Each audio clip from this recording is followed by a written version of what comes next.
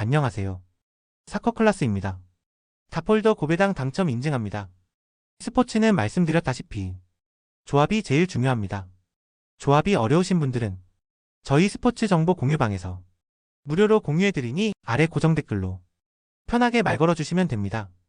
홈팀 오클랜드 시티 포메이션은 4-3-3이며 마니쿰은 활동량은 좋지만 결정적인 상황에서의 침투 완성도는 낮은 편이며 1-2치는 중거리 슛 능력은 있으나 공간 창출에는 어려움을 겪고 있으며 로저스는 측면에서의 볼 간수는 가능하나 속도감 있는 전개에는 한계가 있고 오클랜드 시티는 수비 라인을 깊게 내리고 빠른 역습을 노리는 전술을 자주 사용하지만 압박을 버텨낼 수 있는 빌드업 구조가 정교하지 않고 상대의 중원 압박이 강해질수록 볼 전개가 급격히 끊기고 측면과 중앙의 전환 타이밍에서도 한 박자 느린 흐름이 자주 나타난다. 전체적으로 점유율을 내주고 뒤로 물러나는 수세적 운영이 반복될 가능성이 높다. 원정팀 보카 주니어스 포메이션은 4-3-3이며 메렌티엘은 최전방에서 움직임과 마무리 모두의 강점을 보이며 공간을 잘 활용하는 스트라이커고 벨라스코는 하프라인부터 드리블 돌파로 수적 우위를 창출해내는 자원이며 팔라시오스는 중원에서 전개와 템포 조절을 동시에 수행한다. 보카 주니어스는 높은 점유율을 바탕으로 중원과 하프 스페이스를 지배하며 공격의 템포를 주도하는 팀이며 상대 진영에서 볼을 돌리며 빈 공간을 유도하고 박스 근처에서 짧은 연계로 슈팅 기회를 창출하는 전술이 정교하게 완성돼 있고 수비 전환도 빠르고 공중볼과 세컨드볼 경합에서도 우위를 점하며 경기를 장악하는 힘이 강하다. 이 경기는 전력과 전술 구조가 완전히 다른 팀 간의 대결이며 보카 주니어스는 전체적인 짜임새와 경기 주도권을 가져갈 수 있는 팀이며 오클랜드 시티는 이를 버텨내기 어려운 흐름이며 전반적인 경기 양상은 보카 주니어스가 전방위적으로 우위를 점할 가능성이 높다. 홈팀 벤피카 포메이션은 4-2-3-1이며 파블리디스는 제공권과 마무리 능력을 갖춘 중심 스트라이커로 박스 내의 존재감이 강하며 디마리아는 탈압박 이후 빠르게 전개를 이어가는 능력이 있으며 플로렌치누는 중원에서 활동량은 많지만 수비 커버 폭에는 한계가 있고 벤피카는 수비 시 포백을 깊게 내리며 중간 라인을 압축하지만 박스 앞 세로 간격 조정이 매끄럽지 못해 최종 파이널 서드에서 실점 루트를 자주 허용하고 있고 특히 측면에서 중앙으로 파고드는 드리블 침투에 대한 대처가 느리고 순간적인 마크 전환에서 혼란이 발생하는 장면이 반복된다. 중앙과 측면의 커버 타이밍이 엇갈리는 순간 파이널 서드는 무방비 상태로 노출되는 흐름이 나타난다. 원정팀 바이에른 뮌헨 포메이션은 4-2-3-1이며 K는 연계 플레이와 마무리 모두에서 완성형 자원으로 볼을 받아주는 타이밍 감각이 탁월하며 올리세는 측면에서 중앙으로 파고드는 인버티드 패턴에서 볼 운반과 슈팅 타이밍 모두에서 날카로움을 유지하고 있으며 밀러는 하프 스페이스를 지배하며 공격 흐름을 조율하고 순간적으로 침투 타이밍을 끌어올리는 역할을 맡는다. 바이에른 뮌헨은 측면 중앙 전환 타이밍을 끊어치듯 빠르게 가져가며 케인과의 직결 연계 루트에서 슈팅으로 연결되는 흐름이 날카롭게 반복되고 있고 특히 하프 스페이스를 장악한 후 파이널 서드로 진입하는 순간 뮌헨의 전방 압박과 전개는 벤피카 수비 블록을 완전히 무너뜨리는 흐름으로 이어지고 있다. 벤피카는 파이널 서드 수비 완성도에서 명확한 약점을 보이고 있으며 바이에른의 인버티드 전술 조합에 대응하지 못하는 구조고 올리세의 침투와 케인의 직결 연계가 살아나는 순간 수비 간격은 급격히 무너질 수밖에 없고 이 경기는 공격 패턴 완성도가 높은 바이에른 뮌헨이 흐름을 주도할 가능성이 농후한 매치다.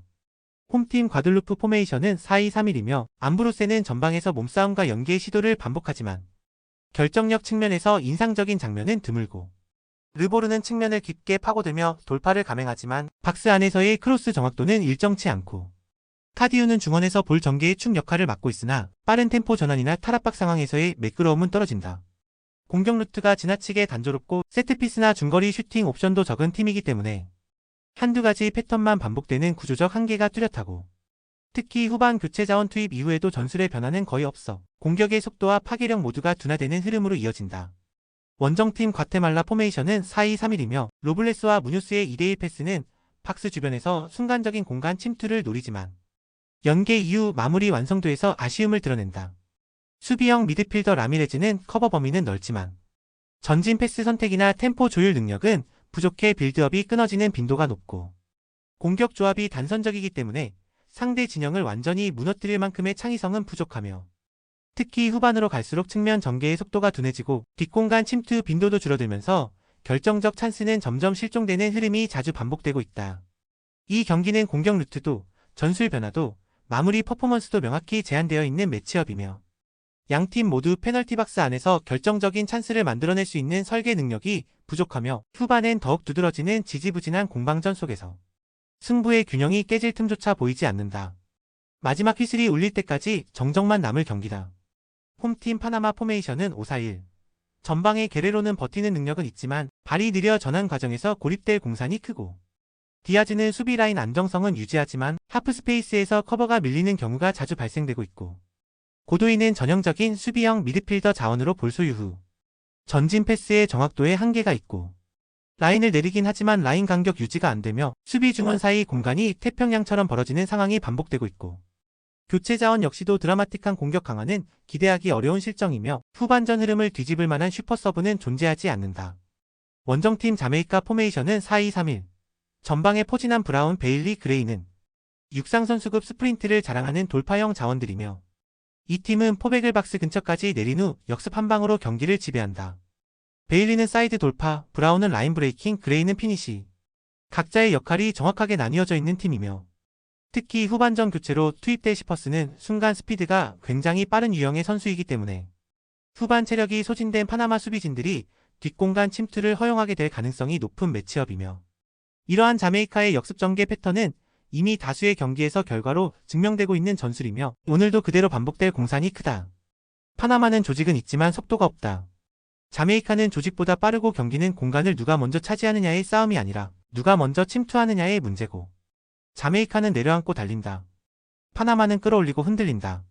결과는 빠른 쪽이 가져갈 것이다. 이 경기는 자메이카가 가져간다.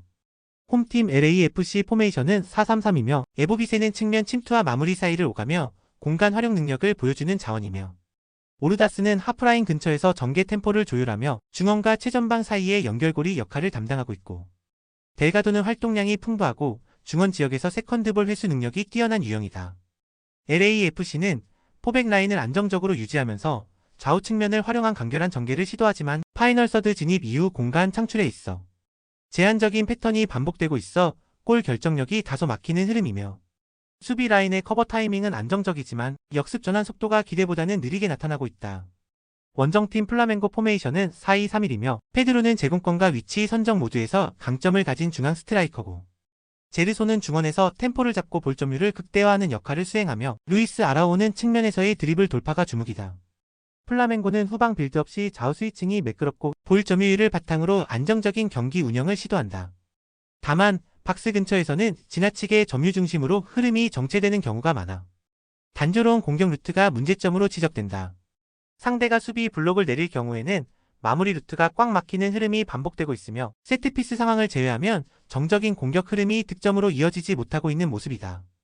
양팀 모두 후방 밸런스는 안정적으로 유지되고 있지만 공격 전개의 정체성은 예상보다 단조롭게 흐르고 있고, 파이널 서드에서의 공간 창출 한계와 박스 근처에서의 마무리 제한이 이번 경기 흐름을 가둬둘 가능성이 크고, 공격적으로 팽팽한 대치 속 무득점 흐름이 길어질 수 있는 매치업이다. 홈팀 튀니스 포메이션은 4-2-3-1이며 호드리게스는 전방 연계와 마무리 능력을 고루 갖춘 스트라이커 자원이며, 벨라일리는 좌측면에서 볼 운반과 컷인 패턴을 통해 하프 스페이스를 파고드는 스타일이고, 제발리는 이선에서 볼 흐름을 조율하는 역할을 수행한다. 하지만 수비 시에는 중원과 최종 수비 라인 간격이 자주 벌어지며 전방 압박이 뚫릴 경우 수비진의 리커버리 속도도 다소 느린 편이며, 하프라인에서 볼을 빼앗긴 뒤 수비 전환이 늦어지는 장면이 반복되고 있으며 후반 체력 저하 구간에서는 뒷공간 노출이 심화되는 경향이 강하고, 전체적인 수비 전술의 응집도가 낮고 실점으로 이어질 수 있는 순간적인 불균형이 자주 발생하는 구조다. 원정팀 첼시 포메이션은 4-3-3이며 최전방에서 움직이는 잭스는 타이밍 좋게 침투에 들어가는 라인 브레이킹 유형의 공격수고, 마두에케는 측면 돌파와 컷백 패턴에서 강점을 보이며 콜 파머는 탈압박 이후 전진 전개, 킬패스 공급 능력 모두 뛰어난 핵심 전개형 자원이며, 첼시는 후방 빌드업을 안정적으로 가져가면서 하프스페이스 침투 루트를 다양하게 설계하고 있으며, 특히 상대 중원이 넓게 벌어질 경우 전방 공격수들과의 연계 속도는 매우 위협적으로 작용하고 있다. 볼을 오래 점유하면서 상대 수비를 끌어내고 순간적인 타이밍에 빠른 전개를 넣는 공격 설계가 잘 정립된 팀이다. 에스페란스는 수비 라인의 간격 유지와 뒷공간 커버 속도에서 불안 요소가 명확히 노출되고 있고, 첼시는 측면 침투, 중앙 연계, 하프스페이스 전개 등 다양한 공격 루트를 통해 상대의 전술적 허점을 파고들고 있고, 이번 매치는 결정적인 순간마다 더 세밀하고 빠른 팀이 경기 주도권을 장악할 가능성이 높다.